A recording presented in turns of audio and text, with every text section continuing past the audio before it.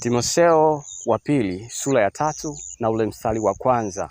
Neno la Mungu linasema, lakini ufahamu neno hili ya kuwa siku za mwisho kutakuwako nyakati za hatari. Timotheo inasema ya kwamba lakini tulifahamu neno hili ya kwamba katika siku za mwisho kutakuwako nyakati za hatari. Siku za mwisho ni zipi? Na kwa hatari hizo ni zipi?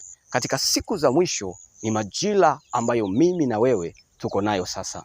Ni majira ambayo katika ulimwengu tulio nayo ndio ambao tunatembea na kuyaishi, ndio nyakati za mwisho. Ndio nyakati za mwisho. Na mambo ya hatari ndio haya ambayo mambo yanatokea katika dunia sasa hivi. Ukiangalia ndani ya mioyo ya watu, hawana utayari wa kumtafuta Mungu, hawana utayari wa kutembea na Mungu, hawana utayari wa kuishi katika maagizo ya Mungu. Wanaishi ni watu ambao wakupenda fedha kuliko kumpenda Mungu. Ukiangalia katika majira tulio nayo, haya majira ya mwisho, ukiangalia watu wengi hawana moyo wa ibada, badala yake mioyoni mwao wamekuwa tayari kutafuta fedha, lakini si kumtafuta Mungu mwenye kuweza kuwasaidia waweze kupata hizo fedha. Ukisoma kwa mstari wa pili nasema, maana watu watakuwa wenye kujipenda wenyewe, wenye kupenda fedha, wenye kujisifu, wenye kiburi, wenye kutukana, wasiotii wazazi wao, wasio na shukrani, wasio safi.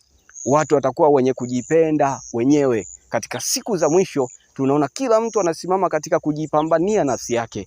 Kila mtu anakuwa anasimama katika nafasi ya kuyaboresha maisha yake. Lakini pia watu wamekuwa wakipenda fedha kuliko kumpenda Mungu. Mtu yuko tayari, ukiangalia hata makanisani, mtu mwenye fedha ndio ambaye anapata nafasi ya kupata kipaumbele ndani ya kanisa. Lakini mtu ambaye hana na anasimama katika nafasi ya kumtumikia Mungu, kanisani ameonekana hana faida. Sasa ukiyaona haya, tambua ya kwamba ni nyakati za mwisho ambao Biblia inatambua na kusema ya kwamba ni nyakati ambayo imebeba mambo mengi ya hatari. Sasa mwana wa Mungu, katika nyakati hizi na majira haya ambayo Timotheo wa pili mstari wa 3 na Timotheo wa pili sura ya 3 na mstari wa kwanza inasema ya kwamba kutakuwako mambo mengi, kutakuwapo mambo ambayo ni ya nyakati ambayo ni hatari katika hizi nyakati za mwisho.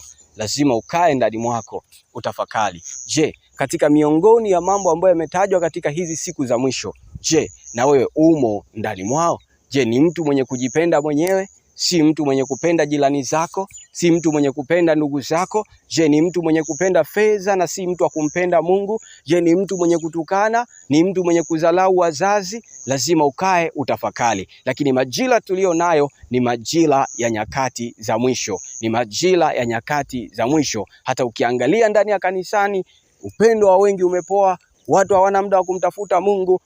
Vitu mbalimbali vinatokea. Biblia inasema mtasikia vita mahali na mahali. Sasa hivyo vita vinavyotokea ni moja ya ishara ambazo Mungu alituachia wanadamu kujua ya kwamba haya ni majira ya mwisho, ambayo ni siku za hatari, siku zinazotisha, ambapo watu wanao nia ya kwenda mbinguni wawe tayari kumtafuta Mungu, wawe tayari kukaa na Mungu. Ukisoma hapa Ufunuo sura ya 3 na ule mstari wa 20, neno la Mungu inasema, tazama nasimama mlangoni nabisha. Mtu akisikia sauti yangu na kufungua mlango, nitaingia kwake, nami nitakula pamoja naye, naye pamoja nami.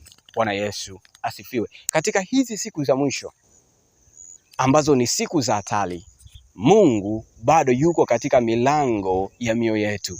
Anaangalia utayari wa mioyo yetu imekaaje mbele za Mungu, imekaaje kumhitaji Mungu. Anasema, tazama ni malangoni nabisha. Mtu akisikia sauti yangu akanifungulia, nitaingia ndani mwake, nitakula pamoja naye, naye pamoja nami. Mwana wa Mungu, katika hizi siku za mwisho ambazo Biblia imeitaja ya kwamba ni siku za hatari, ni wakati ambapo Mungu anaitafuta roho yangu, anaitafuta roho yako iweze kusimama pamoja na Mungu na kutembea pamoja na Mungu, ili neema ya Mungu iendelee kusimama katika maisha yetu. Mungu akubariki, Mungu akuwezeshe. Lakini tambua ya kwamba majira tulio nayo ni majira ya siku za mwisho, ambayo yatakuwapo mambo mengi ya hatari na ya kutisha. Sasa ili tuweze kuyaepuka haya, lazima tukubali kumkaribisha Yesu akae ndani ya mioyo yetu. Mungu akae kwenye malango yetu, Mungu akae imani mwetu, Mungu akae kwenye kazi zetu, Mungu akae kwenye huduma zetu, kwenye ndoa zetu na kila kitu juu ya maisha yetu, ndipo tutaweza kupona hizi nyakati ambazo ni za hatari. Mungu akubariki. Ulikuwa nami naitwa Antoni, na hii ni madhabahu ya Sema na Mungu, yanapatikana maneno ya Bwana. Hapo ni chakula chetu cha uzima. Amani ya Bwana ipitao fahamu zote za wanadamu ikujilie juu yako. Amen.